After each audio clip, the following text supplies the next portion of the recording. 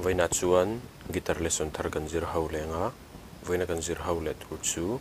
la lian moya pachu win name ten ka join ang che ti la sakha guitar perda kan zir ho wang hela hi sin kan langa sanga F minor hi dule kan mangtel theya kuzung lai da sun khani me chuan ne ma G chuan C7 hi kan mangtel bokanga kan mang ti kan strum down up down up ti kana down up down up op den nang en ruwa alela arei lowe pokan ti theya arei lowe mahan kan tlang theyo afin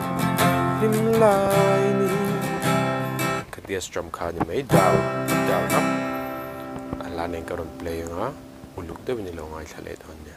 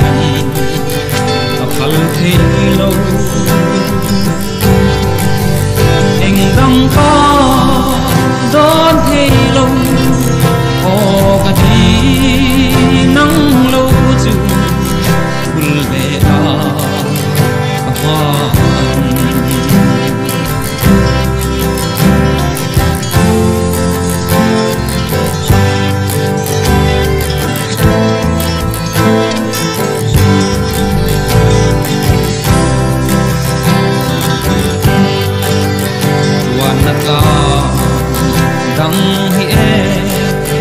lal nam ne